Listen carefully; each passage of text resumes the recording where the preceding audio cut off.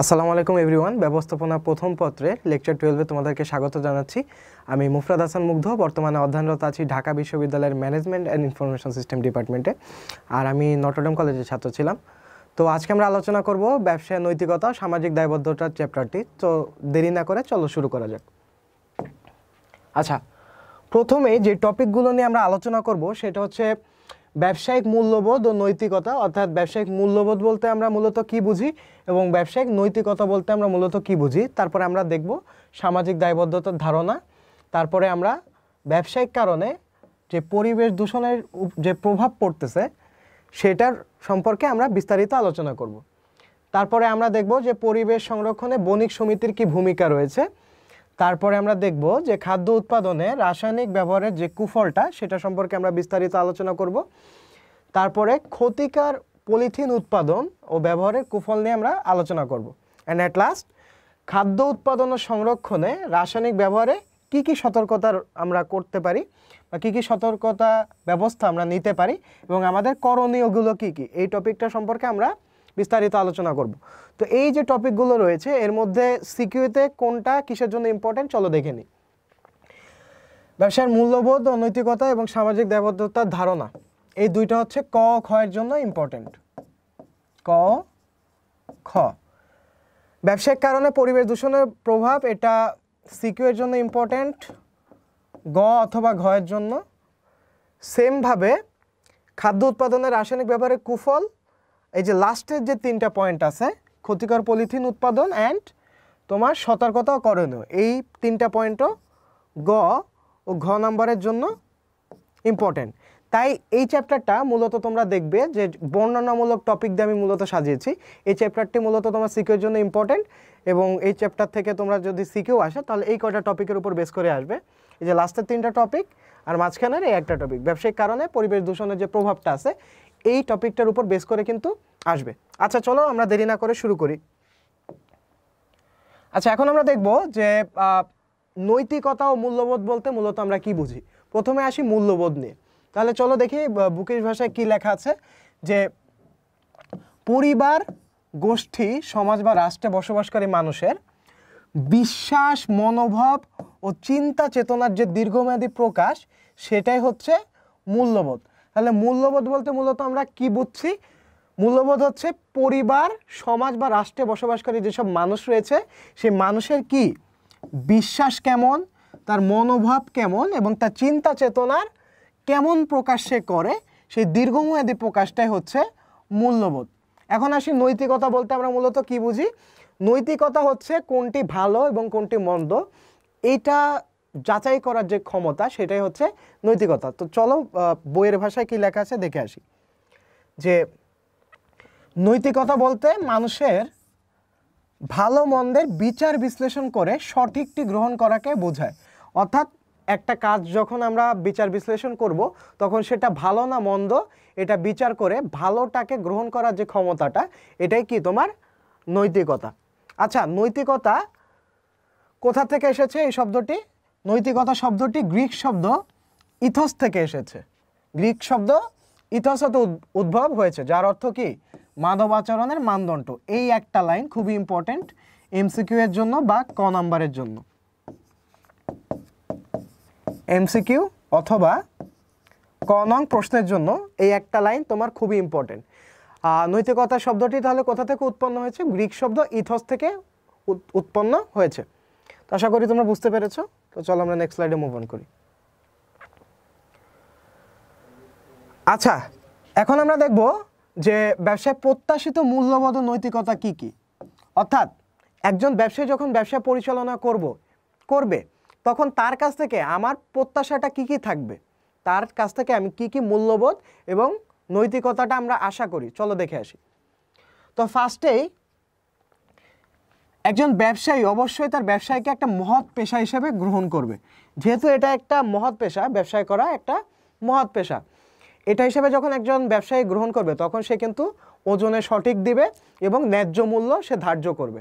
ওকে, তো প্রথমে কি করতে হবে? ব্যবসাকে একটা মহৎ পেশা হিসেবে গ্রহণ করতে হবে। সেকেন্ড পয়েন্টে আসি, আর সমাজ ও রাষ্ট্রের জন্য অমঙ্গলজনক ও অবৈধ ব্যবসায় না করা। আচ্ছা, তো সেকেন্ড যে এক্সপেকটেশনটা তার উপর আমার থাকবে যে সমাজ ও রাষ্ট্রের কল্যাণের জন্য কোনো ধরনের আমি অবৈধ ব্যবসায় করব না, অর্থাৎ অ্যালকোহল আমি সেল করতে পারবো না, এটা হচ্ছে আমাদের দেশে অবৈধ। আচ্ছা, তারপর হচ্ছে সততা বজায় রাখা। আমি একজন ব্যবসায়ীর কাছ থেকে অবশ্যই এক্সপেক্ট করতে পারি যে সে তার ব্যবসার কাছে সততা বজায় রাখবে এবং তার যে ব্যবসায়িক সুনামটা অর্জন করা হয়েছে এই সুনামটা বজায় রাখতে সে সর্বোচ্চ চেষ্টা চালাবে। তারপরে সে যথাযথভাবে হিসাব সংরক্ষণ করবে।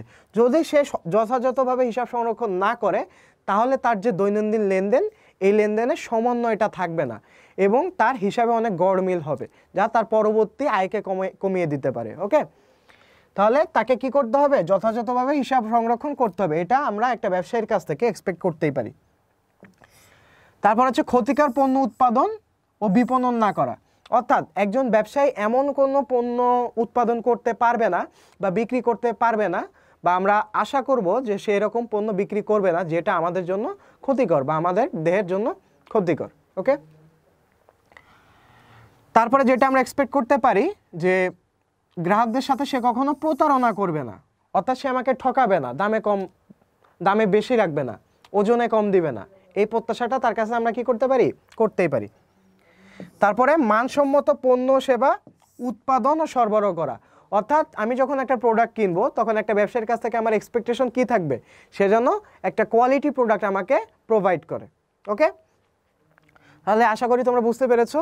চলো আমরা নেক্সট স্লাইডে মুভ অন করি। আচ্ছা, এখন আমরা দেখব যে সামাজিক দায়বদ্ধতাটা বলতে আমরা কি বুঝি। ধরো একজন ব্যবসায়ী নৈতিকতা ও মূল্যবোধের সাথে তার ব্যবসা পরিচালনা করে, এতেই কি তার দায়িত্ব শেষ হয়ে যায়? না। একজন ব্যবসায়ী অর্থাৎ একটা ব্যবসা প্রতিষ্ঠান যখন সমাজের আশেপাশে থাকবে তখন সমাজের আশেপাশের মানুষের প্রতি বা সমাজের প্রতি বা পরিবেশের প্রতি তার একটা দায়বদ্ধতা থেকে যায়। এই যে দায়বদ্ধতাটা, এটাকেই আমরা বলি হচ্ছে সামাজিক দায়বদ্ধতা। তো চলো দেখি বইয়ের ভাষায় কি বলা আছে, যে দেশের প্রচলিত আইন যথাযথভাবে মেনে চলে সমাজের কল্যাণ সাধন করে। দেখো ফার্স্ট পয়েন্ট কি? সমাজের কল্যাণ সাধন করতে হবে। কল্যাণ সাধন করে পরিচালনা করাই হচ্ছে ব্যবসায়িক নৈতিকতা ও সামাজিক দায়বদ্ধতা। অর্থাৎ তুমি সৎভাবে ব্যবসা পরিচালনা করে গেলা, বাট সমাজের মানুষের জন্য তুমি কিছু করলা না, তাহলে কি তুমি সামাজিক দায়বদ্ধতার জায়গা থেকে তুমি কি অপারগ। ওকে, তাহলে এখানে আমরা কি দেখতে পাচ্ছি যে দেশের প্রচলিত আইন যথাযথভাবে মানতে হবে। সেকেন্ড পয়েন্ট কোনটা? সমাজের কল্যাণ সাধন করতে হবে। এই কল্যাণ সাধন করে ব্যবসাটা আমি যদি পরিচালনা করতে পারি সেটাকে আমরা বলবো ব্যবসায়িক নৈতিকতা ও সামাজিক দায়বদ্ধতা। আচ্ছা, তো এখানে দেখো আরও কিছু ইনফরমেশন আছে যে প্রাচীনকাল থেকেই ব্যবসার উদ্দেশ্য মুনাফা অর্জন, কিন্তু বর্তমানে এই সামাজিক দায়বদ্ধতাটা একটা ইম্পর্ট্যান্ট একটা ফ্যাক্টর হয়ে দাঁড়িয়েছে। তাহলে দেখো ব্যবসা যেহেতু একটি সামাজিক প্রতিষ্ঠান, এটা এমসিকিউর জন্য ইম্পর্টেন্ট। ব্যবসায় কোন ধরনের প্রতিষ্ঠান? ব্যবসায়কে এক ধরনের সামাজিক প্রতিষ্ঠান বলা হয়ে থাকে। কেন সামাজিক প্রতিষ্ঠান? যেহেতু একটা ব্যবসায় সমাজের মানুষের আশেপাশে থেকে পরিচালিত হয়, তাই এটা হচ্ছে একটা সামাজিক প্রতিষ্ঠান বা সমাজের অভ্যন্তরীণ থেকে এই ব্যবসাটা পরিচালনা করা হয়। আশা করি তোমরা বুঝতে পেরেছো। তো চলো নেক্সট স্লাইডে আমরা মুভ অন করি। আচ্ছা, এখন আসি ব্যবসায় সামাজিক দায়িত্ব। সামাজিক দায়িত্ব। ওকে, এখন ব্যবসায় কোন কোন ক্ষেত্রের প্রতি বা কোন কোন সত্তার প্রতি দায়বদ্ধ, তো চলো এখান থেকে দেখে আসি। সামাজিক দায়বদ্ধতার ক্ষেত্রসমূহ। প্রথমে একটা ব্যবসায় রাষ্ট্রের কাছে দায়বদ্ধ, অর্থাৎ সে যে পণ্যটা সেল করতেছে বা সে যে পণ্যটা বিক্রি করতেছে এটা রাষ্ট্রের নিয়মকানুন মেনে করতেছে কিনা, বা সরকারকে ঠিকঠাক মতো ট্যাক্স দিচ্ছে কিনা বা কর দিচ্ছে কিনা, কর নিয়মকানুন, এই যে বিষয়গুলো, সেই বিষয়গুলো রাষ্ট্রের প্রতি যে তার দায়বদ্ধতাটা এটা সে ঠিকঠাক মতো পালন করতেছে কিনা, এটা হচ্ছে রাষ্ট্রের প্রতি তার দায়বদ্ধতার মধ্যে অন্তর্ভুক্ত। তারপরে যে সেক্টরটা আসে সেটা হচ্ছে সমাজ, অর্থাৎ সমাজের আশেপাশে যে দরিদ্র জনগোষ্ঠী আছে তাদের জন্য বিভিন্ন বৃত্তির ব্যবস্থা করা বা মেধাবীদের জন্য বৃত্তির ব্যবস্থা করা, তাদের বিভিন্ন ধরনের আর্থিক সহায়তা দেওয়া, এই যে কাজগুলো অর্থাৎ সমাজের প্রতি তার যে দায়বদ্ধতাগুলো, এটা হচ্ছে তোমার সমাজের প্রতি তার দায়বদ্ধতা। তারপর হচ্ছে ক্রেতা। ক্রেতার প্রতিও একজন ব্যবসায়ীর দায়বদ্ধতা রয়েছে, যেমন ক্রেতাকে সে মানসম্মত পণ্য দিবে, তারপরে সে ঠিকঠাক মতো প্রাইসে পণ্যটা সেল করবে। এটা হচ্ছে ক্রেতার প্রতি তার দায়বদ্ধতা। ওকে, তাকে দামে ঠকাতে পারবে না। তারপর হচ্ছে শ্রমিক কর্মচারীদের প্রতি দায়বদ্ধতা আছে। শ্রমিক কর্মচারীদের তার ঠিকঠাক মতো বেতন দিতে হবে, বা শ্রমিক কর্মচারীদের একটা সুষ্ঠু কাজের পরিবেশ নিশ্চিত করতে হবে। এই যে দায়বদ্ধতাগুলো, এগুলো হচ্ছে শ্রমিক কর্মচারীদের প্রতি দায়বদ্ধতা। তারপর হচ্ছে মধ্যস্থ কারবারি বা মধ্যস্থ ব্যবসায়ী, অর্থাৎ যারা হচ্ছে তোমার ব্যবসায় মধ্যস্থতা করে বা মধ্যস্থ ব্যবসায়ী হিসেবে কাজ করে বা সাপ্লায়ার হিসেবে কাজ করে, তাদের প্রতি সুবিচার করা, অর্থাৎ তাদের যে পেমেন্টটা এটা ঠিকঠাক মতো দিয়ে দেওয়া। তো এটা হচ্ছে মধ্যস্থ ব্যবসায়ের প্রতি দায়বদ্ধতা। তো এই 5টা সেক্টরের প্রতি আমাদের সামাজিক দায়বদ্ধতা রয়েছে। ওকে, তো আশা করি তোমরা ক্লিয়ার হয়েছো। বই তোমরা ইন ডিটেলস আরও পেয়ে যাবে। আচ্ছা, এখন আমরা দেখব রাষ্ট্রের প্রতি তার যে দায়বদ্ধতাটা আছে, অর্থাৎ যে সেক্টর আমি একটু আগে আলোচনা করেছি, এটার ইন ডিটেলসটা আমরা এখন জানবো। যে রাষ্ট্রের লক্ষ্য কি? জনগণের স্বার্থ রক্ষা করে ব্যবসাটা পরিচালনা করা হবে, এবং তার মাধ্যমে কি হবে? কর্মসংস্থান সৃষ্টি হবে। ওকে, এবং কর্মসংস্থান সৃষ্টি হবে এবং জনগণের চাহিদা মেটানো হবে, এবং তার পাশাপাশি কি করতে হবে? নিয়মিত কর প্রদান করতে হবে। এই কর প্রদান করার মাধ্যমে কার লক্ষ্য অর্জিত হবে? সরকারের লক্ষ্য অর্জিত হয়, এবং একজন ব্যবসায়ীর বা একটা ব্যবসায়ীর তার রাষ্ট্রের প্রতি তার দায়বদ্ধতাগুলো কি ঠিকঠাক মতো পালন হয়। তারপরে চলো দেখি রাষ্ট্রের প্রতি কী কী দায়বদ্ধতা রয়েছে একটা ব্যবসার। একটা হচ্ছে রাষ্ট্র স্বীকৃত ব্যবসা বাণিজ্য পরিচালনা করা, অর্থাৎ রাষ্ট্রের যে নিয়মকানুন সেই অনুযায়ী আমার ব্যবসাটা পরিচালনা করতে হবে। তারপরে সরকারকে নিয়মিত কর ও রাজস্ব প্রদান করতে হবে, সরকারের নিয়ম নীতি মেনে চলতে হবে। তারপরে কি করতে হবে? কর্মসংস্থান সৃষ্টি, অর্থনৈতিক উন্নয়নে অবদান রাখতে হবে। এটা হচ্ছে রাষ্ট্রের প্রতি একজন ব্যবসায়ীর দায়বদ্ধতা। তারপরে রাষ্ট্রীয় সম্পদের অপচয় না করা, অর্থাৎ অফিস চলাকালে আমরা যেন বিদ্যুৎ, তারপরে হচ্ছে গ্যাস, পানি ইত্যাদি প্রয়োজনের বেশি অপচয় না করি। এটাও কিন্তু এক ধরনের কি রাষ্ট্রের প্রতি আমাদের দায়বদ্ধতা। তো আশা করি তোমরা ক্লিয়ার এই ব্যাপারটা। এখন আমরা দেখব সমাজের প্রতি আমাদের কি কি দায়বদ্ধতা রয়েছে, টেক্সট বুকের ভাষায় দেখে আসি। প্রথমত, আমরা যে কাঁচামালটা পাবো স্থানীয়ভাবে, সেই কাঁচামালের সর্বোচ্চ ব্যবহারটা করব। অর্থাৎ আমরা যখন র ম্যাটেরিয়ালসটা নিয়ে আসব তখন সেটা অপচয় করব না বা ফেলে রাখবো না, সেটা যতটুকু সম্ভব আমরা সেটা সর্বোচ্চ একটা ব্যবহার করব। তারপর সেকেন্ডটা দেখো কি আছে, সমাজের যে প্রয়োজনটা আছে সেই প্রয়োজন মাফিক আমাকে মানসম্মত অর্থাৎ কোয়ালিটিফুল প্রোডাক্ট আমার উৎপাদন করতে হবে অ্যান্ড সরবরাহ করতে হবে। এটা কার প্রতি দায়বদ্ধতা? আমার সমাজের আশেপাশের মানুষের প্রতি দায়বদ্ধতা। তারপরে স্থানীয় জনসাধারণের কর্মসংস্থানের সুযোগ সৃষ্টি করা, অর্থাৎ আমি যখন একটা ব্যবসা প্রতিষ্ঠান দিব তখন আমি কি বাইরে থেকে মানুষ এনে ব্যবসা প্রতিষ্ঠানকে কাজে দিব, নাকি আমার আশেপাশে যে ট্যালেন্টেড মানুষগুলো আছে অর্থাৎ আমার দেশের আমি কর্মসংস্থান সৃষ্টিতে অবদান রাখবো? অবশ্যই আমার দেশের কর্মসংস্থান সৃষ্টিতে আমি বেশি অবদান রাখবো। তাই আমাকে কি করতে হবে? স্থানীয় যারা জনসাধারণ আছে, যারা দক্ষ, তাদেরকে কর্মসংস্থানের সুযোগ তৈরি করে দিতে হবে। তারপরে পণ্যের মজুতদারি না করা, এটা সমাজের প্রতি একটা ইম্পর্ট্যান্ট একটা পয়েন্ট, কিন্তু বর্তমানে বাংলাদেশে দুঃখজনকভাবে এই পণ্যের মজুতদারিটা অনেক বেড়ে গিয়েছে। এখন কিন্তু বর্তমানে ব্যবসায়ীরা অবৈধভাবে পণ্যের মজুতদারি করে পণ্যের একটা কৃত্রিম সংকট বাজারে সৃষ্টি করে, যার কারণে পণ্যের প্রাইসটা কি আস্তে আস্তে উপরের দিকে উঠে যায়। তো এটা করা যাবে না, কোনো মতে করা যাবে না। আর স্থানীয় জনসাধারণের জন্য ক্ষতিকর এমন কোনো প্রকল্প গ্রহণ না করা, অর্থাৎ ধরো আমি সমাজে একটা ব্যবসা দিলাম, তো ওই ব্যবসাটা স্থাপনের ফলে আমার প্রচুর পরিমাণে বায়ু দূষণ হচ্ছে, অর্থাৎ বায়ুতে আমার কালো ধোঁয়া ব্যবসা থেকে যাচ্ছে। তো এটা কি করতেছে? আমার স্থানীয় জনসাধারণের জন্য ক্ষতি করতেছে। আর বিভিন্ন গ্রামীণ ফোন বা বিভিন্ন সিম কোম্পানির টাওয়ারগুলো দেখবা, ওই টাওয়ারগুলো থেকে কিন্তু এক ধরনের ক্ষতিকর মাইক্রোওয়েভ বের হয়, যা মানবদের জন্য ক্ষতিকর। তো এটা এমন জায়গায় স্থাপন করা যাবে না যেটার আশেপাশে লোকালয় আছে। ওকে, তো এটা এক ধরনের সামাজিক দায়বদ্ধতার মধ্যে পড়ে, অর্থাৎ সমাজের প্রতি দায়বদ্ধতার মধ্যে পড়ে। এখন আসি ক্রেতা ভোক্তাদের প্রতি দায়বদ্ধতা।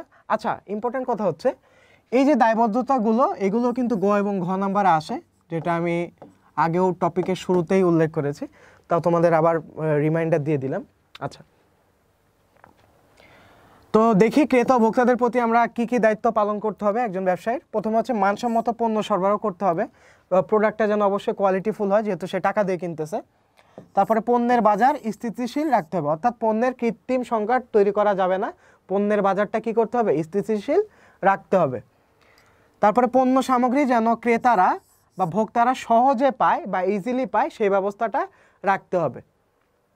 তারপরে দুষ্প্রাপ্য যে সেবা সামগ্রী আছে যেমন ওষুধ ও খাদ্য সামগ্রী, সেটা ক্রেতাদের চাহিদা অনুযায়ী সরবরাহ করা, অর্থাৎ ওষুধ বা বিভিন্ন যে পণ্য যেগুলো আমাদের নিত্য প্রয়োজনীয়, যেমন তোমার চাল ডাল, এগুলো কিন্তু আমাদের প্রায় নিত্য প্রয়োজনীয় পণ্যের মধ্যে পড়ে, এগুলো যেন জনগণের কাছে সুন্দর মতো পৌঁছায় যায় বা কোনো ধরনের সংকট সৃষ্টি না হয়, এটা দেখাও কি তার ক্রেতা বা ভোক্তাদের প্রতি একটা দায়িত্ব বা দায়িত্বের মধ্যে পড়ে। তারপর হচ্ছে পণ্য বাজার সংক্রান্ত বিভিন্ন তথ্য সরবরাহ করা, অর্থাৎ পণ্যের বাজারে অ্যাকচুয়ালি কি ঘটছে এটা সম্পর্কে বিস্তারিতভাবে আমাকে ক্রেতা বা ভোক্তাদের জানাতে হবে। এক্ষেত্রে আমি অবৈধ কোনো কিছুর আশ্রয় নিতে পারবো না বা আমি ভুল প্রচার করতে পারবো না যে বাজারে অনেক সংকট চলতেছে, তোমরা এসে আমার পণ্যটা কিনে নিয়ে যাও। তো এই যে তোমার পণ্য বাজার সংক্রান্ত বিভিন্ন তথ্য সরবরাহ করা, এটাও কি ক্রেতা ভোক্তাদের প্রতি দায়বদ্ধতার মধ্যে কি অন্তর্ভুক্ত। তো আশা করি তোমরা বুঝতে পেরেছো। তো চলো আমরা নেক্সট পয়েন্টে মুভ অন করি। এখন আসি শ্রমিক ও কর্মচারীর প্রতি দায়বদ্ধতা। দেখো, ব্যবসায় শ্রমিক ও কর্মচারী এরা কিন্তু একটা ইম্পর্টেন্ট এলিমেন্ট।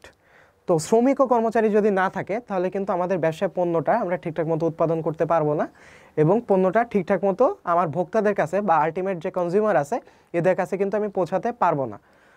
তো দেখো, শ্রমিক ও কর্মচারীদের কিন্তু আমাদের ব্যবসায়িক পণ্যের ক্ষেত্রে একটা বড় ধরনের অবদান আছে, তাদের প্রতি আমাদের কি কি সুবিচার করতে হবে চলো দেখে নিই। তো প্রথমে যেটা করতে হবে যে শ্রমিক কর্মচারীদেরকে ব্যবসার অংশ মনে করতে হবে, অর্থাৎ তাদেরকে আপন করে নিতে হবে, একটা ফ্যামিলির মতো তাদেরকে ট্রিট করতে হবে যেন তারা নিজের উদ্যোগী হয়ে বা উৎসাহের সহিত তার প্রতিষ্ঠানে কাজ করে।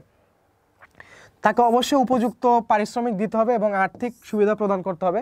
তাকে তুমি খাটালা কিন্তু তার ঠিক মতো অর্থ দিলা না বা আর্থিক সুবিধা প্রদান করলা না, তাহলে কিন্তু তুমি তোমার শ্রমিক এবং কর্মচারীদের প্রতি অবিচার করে ফেলছো। এবং তার চাকরির নিরাপত্তা বিধান করতে হবে। প্রত্যেকটা শ্রমিক বা কর্মচারীরই প্রত্যেকেরই ফ্যামিলি আছে এবং প্রত্যেকেই ওই আর্নিং পার্সনটার উপর আসলে ডিপেন্ডেন্ট থাকে। তো হুট করে যদি তার চাকরিটা চলে যায় তাহলে কিন্তু তার পরিবার কিন্তু একটা বড় ধরনের অসুবিধায় পড়ে।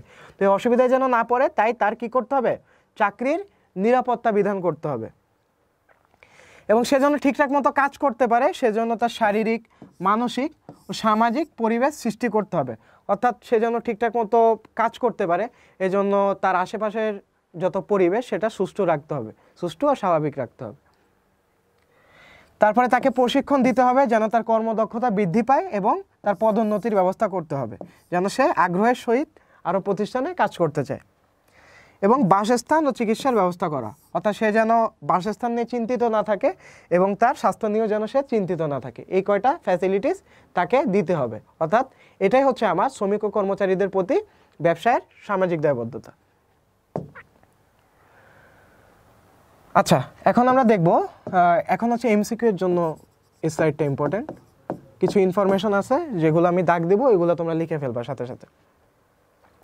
আচ্ছা, তাহলে পরিবেশ সংরক্ষণের জন্য পরিবেশ নীতি কত সালে নেওয়া হয়? 1992 সালে।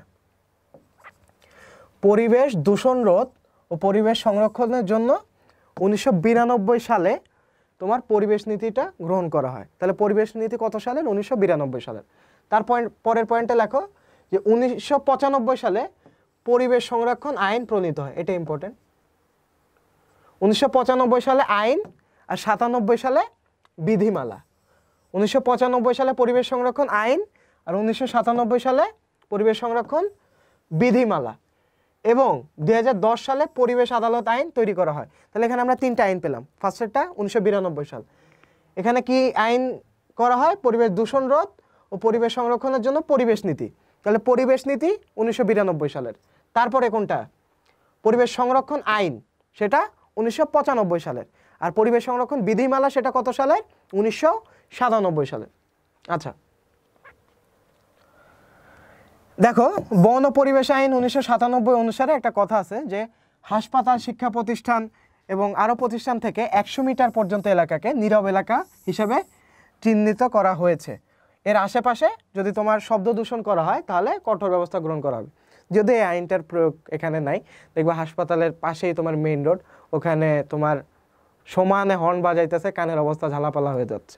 ওকে, তো নর্মালি আইন যেটা আইনে বলা আছে যে 1997 সালের আইন অনুসারে হাসপাতাল, শিক্ষা প্রতিষ্ঠান এসব প্রতিষ্ঠানের 100 মিটার পর্যন্ত এলাকাকে নীরব এলাকা ঘোষণা করা হয়েছে, অর্থাৎ এখানে কোনো প্রকার শব্দ দূষণ হওয়া যাবে না।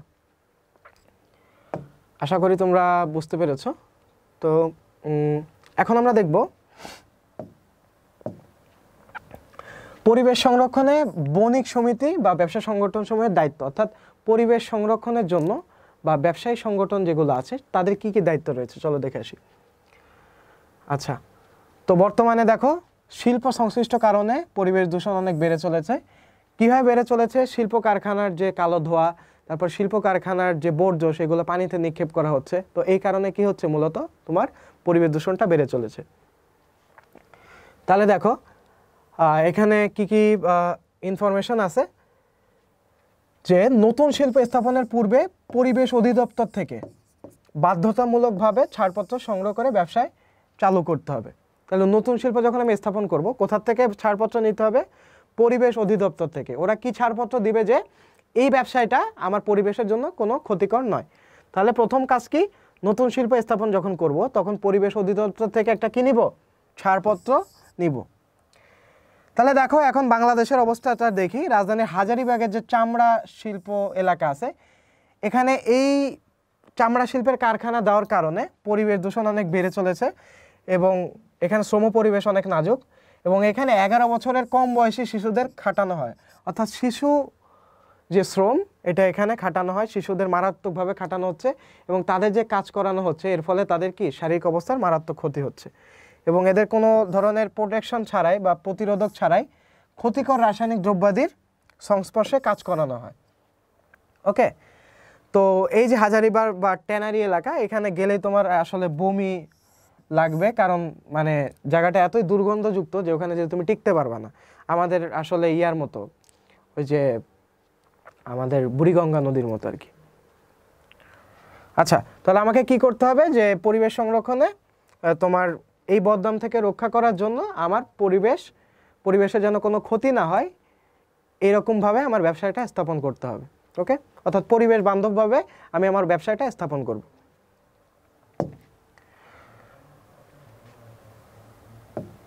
তারপরে আসি খাদ্য সংরক্ষণের রাসায়নিক ব্যবহারের কুফল। এটা ঘ নাম্বারের জন্য ইম্পর্টেন্ট।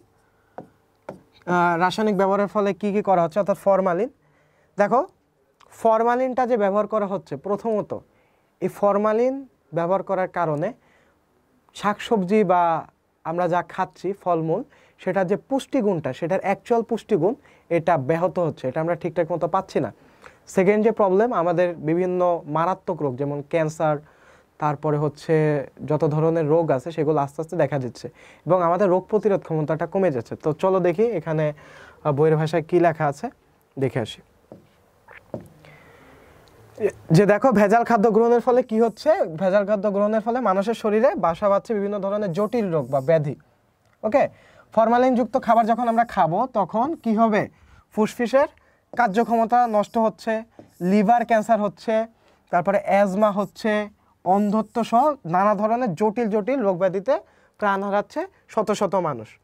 ওকে, তো এটা কেন করছে? তারা অতি মুনাফা ও লোভের কারণে তারা ফরমালিনটা মিশায় শাকসবজি, ফলমূল, মাছ, মাংস, দুধ ইত্যাদিতে হচ্ছে তারা ফরমালিনটা মেশায় এবং এটা আমাদের মানবদেহের জন্য অত্যন্ত ক্ষতিকর এবং এটা নিরাপদ নয়। এবং দেখো দুধ জাতীয় খাদ্য যেমন মিষ্টি, পনির ইত্যাদিতে যদি ফরমালিন মেশানো হয় তাহলে ফরমালিনটা অবিকৃত থেকে যায়, অর্থাৎ ফরমালিনটা মিশে যায় না, ওইটা ফরমালিন কি হয়? অবিকৃত থেকে যায়, অর্থাৎ যেমনভাবে মেশানো ছিল তেমনই থেকে যায়। এটা শরীরের জন্য মারাত্মক ক্ষতি করে। ওকে, তো এইগুলোই হচ্ছে খাদ্য সংরক্ষণে রাসায়নিক দ্রব্য ব্যবহারের কুফল। এটা তোমরা পয়েন্ট আকারে লিখবা পরীক্ষার হলে, এটা আমি জাস্ট বর্ণনামূলকভাবে দিয়ে দিছি। পয়েন্ট আকারে লিখলে তোমার মার্ক বেশি আসবে। এখন আসি ক্ষতিকারক পলিথিন উৎপাদনের বা ব্যবহারের কুফল। আচ্ছা, পলিথিন অ্যাকচুয়ালি কেন, কুফলটা কেন হয়? আসলে পলিথিন কিন্তু মাটির সাথে মিশে যায় না। তো মাটির সাথে যখন মিশে যায় না, তখন মাটির উর্বরতাটা হ্রাস করে এবং পলিথিনটা কিন্তু পচে না। যেহেতু পচে না, তো পলিথিনটা থেকে এক ধরনের মারাত্মক কিছু ব্যাকটেরিয়া বা ভাইরাস জীবাণু জন্ম হয়, যা অ্যাকচুয়ালি মানুষের শরীরে নানা রকম রোগ যেমন ক্যান্সার ইত্যাদি সৃষ্টি করে। তো চলো দেখে আসি যে আমাদের যে মাটি, পানি ও বায়ু আছে, এই তিনটা ক্ষেত্রে কিন্তু পলিথিনের মারাত্মক প্রভাব দেখা যায়। এটা যেহেতু অপচনশীল, তাই এটা মাটির উর্বরা শক্তি নষ্ট করে দেয় এবং পুকুর, নালা, খাল ও নদীতে যে পলিথিন বিক্ষিপ্তভাবে যে ফেলা হয়, এটার কারণে পানির যে স্বাভাবিক গতি আছে এটা ব্যাহত হয় এবং মাটির যে নাব্যতা আছে সেটাও নষ্ট হয় বা উর্বরতা নষ্ট হয়। তারপরে পলিথিন যদি আমরা পোড়াই, সে ধোঁয়া যে নির্গত হয় সেটাও কিন্তু বায়ু দূষণ করে। তারপরে দেখো এখানে একটা ইনফরমেশন আছে যে 2002 সালের 1 জানুয়ারি থেকে এবং 1 মার্চ থেকে সারা দেশে পলিথিনের ব্যবহার নিষিদ্ধ করে। তাহলে কবে থেকে পলিথিনের ব্যবহার নিষিদ্ধ করে? 2002 সালে। 2002 সালে তোমার পলিথিনের ব্যবহার নিষিদ্ধ করে। ওকে, এটা মাস মনে রাখার দরকার নেই, এটা আসবে না ইনশাল্লাহ। আচ্ছা, তারপরে দেখো বাংলাদেশ পরিবেশ সংরক্ষণ আইন 1995 অনুযায়ী যে কোনো প্রকার পলিথিন, শপিং ব্যাগ বা পলিইথাইন বা পলিপ্রোপাইলেনের তৈরি যে কোনো সামগ্রী পরিবেশের জন্য ক্ষতিকর উপাদান বিবেচনা করে এটার আমদানি, বাজারজাতকরণ এবং বিক্রির জন্য সম্পূর্ণ নিষিদ্ধ করা হয়েছে। ওকে, তাহলে 2002 সালে থেকে বাংলাদেশে কি পলিথিন ব্যবহার করা নিষিদ্ধ। আশা করি তোমরা বুঝতে পেরেছো। তো প্রিভিয়াস স্লাইডের যে অসম্পূর্ণ তথ্যটা ছিল এখানে সেটা দেওয়া আছে যে প্রদর্শন, মজুদ, বিতরণ অর্থাৎ পলিথিনের এনি কাইন্ড অফ ইউজেস আমরা করতে পারবো না, এটা সম্পূর্ণভাবে কি নিষিদ্ধ। আচ্ছা, যদি আমরা ইউজ করি তাহলে কি হবে দেখো, যদি পরিবেশ সংরক্ষণ আইনে কি বলা আছে, শপিং ব্যাগ উৎপাদন, আমদানি, বাজারজাতকরণের অপরাধে 10 বছর পর্যন্ত সশ্রম কারাদণ্ডে দণ্ডিত হতে পারে বা 10,000 টাকা পর্যন্ত কি করতে পারে, জরিমানা হতে পারে। তাহলে সব কিছুই কি 10 করে, জরিমানা এবং কারাদণ্ড দুইটাই কি 10 করে, অর্থাৎ 10 বছরের কারাদণ্ড হতে পারে এবং 10,000 টাকা জরিমানা হতে পারে পলিথিন ব্যবহার করলে। আচ্ছা, এটা খুবই ইম্পর্টেন্ট। খাদ্য উৎপাদন ও সংরক্ষণে রাসায়নিক ব্যবহারে কি কি আমি সতর্কতা অবলম্বন করব এবং আমার কি কি করার আছে। ওকে, তো চলো দেখি বা রাসায়নিক ব্যবহারের ক্ষেত্রে বা একটা খাদ্যে বা ফলমূলে রাসায়নিক পদার্থ আছে কিনা এটা আমরা কিভাবে ডিটেক্ট করব। তো প্রথমে পানিতে যদি আমরা ফরমালিন যুক্ত মাছ প্রায় 1 ঘন্টার মতো ভিজায় রাখি, তাহলে ফরমালিনের মাত্রা কত পার্সেন্ট কমে যায়? 61%-এর মতো কমে যায়। তার মানে আমাকে কি করতে হবে, একটা মাছ যখন আমি বাজার থেকে আনবো তখন আমাকে 1 ঘন্টার মতো পানিতে ভিজিয়ে রাখতে হবে। এতে করে কি হবে, যে ফরমালিনটা মাছের সাথে দেওয়া ছিল ওইটা 61% পর্যন্ত কমে আসবে। তারপরে লবণাক্ত পানিতে যদি ফরমালিন দেওয়া মাছ থাকে তাহলে সেটা যদি 1 ঘন্টা ভিজিয়ে রাখা হয় তাহলে সেটার পরিমাণ কিন্তু 90% কমে যায়। অর্থাৎ মিঠা পানিতে কত পার্সেন্ট কমে? 61%। মিঠা পানিতে 61% কমে আর লবণাক্ত পানিতে 90% কমে। কত ঘন্টা ভিজিয়ে রাখতে হবে? 1 ঘন্টা। তারপরে দেখো প্রথমে চাল ধোয়া পানিতে এবং সাধারণ পানিতে যদি ধোই তাহলে 70% ফরমালিন কমে যায়। অর্থাৎ চাল ধোয়ার পর যে পানিটা থাকে সেটার পরে যদি ধোই তাহলে 70% পর্যন্ত ফরমালিনের মাত্রাটা কি কমে আসে। মূলত পানিতে ভিজিয়ে রাখতে হবে, এটা হচ্ছে মূল কথা। তারপর আরেকটা পদ্ধতি আছে যেটা হচ্ছে মানে 100% ফরমালিনটা চলে যায়, এটা হচ্ছে ভিনেগার ও পানির মিশ্রণ। ভিনেগার এবং পানি মিক্স করতে হবে, মিক্স করে কত মিনিট ভিজায় রাখতে হবে? 15 মিনিট ভিজায় রাখতে হবে। যদি 15 মিনিট ভিজায় রাখতে পারো এটা হচ্ছে সবথেকে সময় সাশ্রয়ী একটা পদ্ধতি। ভিনেগার এবং পানি তুমি মিক্স করবা, মিক্স করে 15 মিনিট ভিজায় রাখবা, তাহলে তোমার একদম 100% যে ফরমালিনটা ছিল ওইটা শাকসবজি বা ফলমূল থেকে চলে যাবে। তারপরে দেখো খাওয়ার আগে 10 মিনিট লবণ মিশ্রিত গরম পানিতে শাকসবজি ও ফলমূল ভিজিয়ে রাখলে ফরমালিন মুক্ত করা যায়। অর্থাৎ আমরা যদি কোনো কিছু কনজিউম করি বা খাই, তা খাওয়ার আগে ওই ফলটাকে যদি আমি 10 মিনিট পানিতে ভিজিয়ে রাখি তাও কিন্তু ফরমালিন মুক্ত হবে। অর্থাৎ লবণযুক্ত পানিতে আমাকে ভিজিয়ে রাখতে হবে। তো আশা করি তোমরা বুঝতে পেরেছো, এগুলো পয়েন্ট আকারে লিখবে যদি পরীক্ষায় আসে। তো এই ছিল মোটামুটি আমাদের কন্টেন্ট। এখন আমরা সৃজনশীল প্র্যাকটিস করব। তো তোমরা স্ক্রিনশট দিয়ে রাখো, তোমাদের এটা বাড়ির কাজ থাকবে। আর প্রত্যেকটা সৃজনশীলেই তোমরা হচ্ছে টাইম ম্যানেজমেন্ট করে 20 মিনিটের মধ্যে লেখার ট্রাই করবে। আর ক খ গ ঘ এর জন্য যেটাতে যত মার্ক অত পয়েন্ট দিয়ে তোমরা লিখবে, অর্থাৎ ক মার্কের জন্য 1 পয়েন্ট, খ মার্কের জন্য 2 পয়েন্ট। তো ফার্স্টে ব্যবসার নৈতিকতা কি এটা লিখবে বইয়ের ভাষা অনুযায়ী। পরিবেশে বায়ু দূষণ ক্ষতিকর কেন, প্রথমে 1 লাইনে লিখবে, তারপরে এটা বায়ু দূষণ সম্পর্কে একটু বিস্তারিত লিখে দিবে। উদ্দীপকের কর্পোরেট প্রতিষ্ঠানটি কাদের প্রতি সামাজিক দায়িত্ব পালন করেছে এটা তোমরা কন্টেন্ট দেখে আইডেন্টিফাই করবে, এবং আইডেন্টিফাই করে ওই যে ক্ষেত্রটা বা যাদের প্রতি সামাজিক দায়িত্ব পালন করেছে তাদের প্রতি আরও কী কী দায়িত্ব পালন করা আছে এটা পয়েন্ট আকারে লিখবে। তারপরে উদ্দীপকের সাথে রিলেট করবে, রিলেট করে একটা কনক্লুশন টেনে দিবে। সেমভাবে ঘ নাম্বারে যাদের প্রতি দায়িত্ব পালন করেছে তার যথার্থতা মূল্যায়ন করো। তো ফার্স্টে লিখবা যে যথার্থ হয়েছে কিনা, তারপরে ওই যে পয়েন্ট আছে ওইটা ডিসক্রাইব করে দিবে। তো এই ছিল আমাদের আজকের কন্টেন্ট। তো এতক্ষণ সাথে থাকার জন্য ধন্যবাদ। ব্যবস্থাপনা প্রথম পত্রে তোমাদের সাথে জার্নিটা ভালোই ছিল। তো তোমাদের যদি কনফিউশন থাকে তোমরা কমেন্ট সেকশনে জানাতে পারো। তোমাদের সাথে দেখা হবে ব্যবস্থাপনা দ্বিতীয় পত্রের কোনো লেকচারে। আসসালামু আলাইকুম।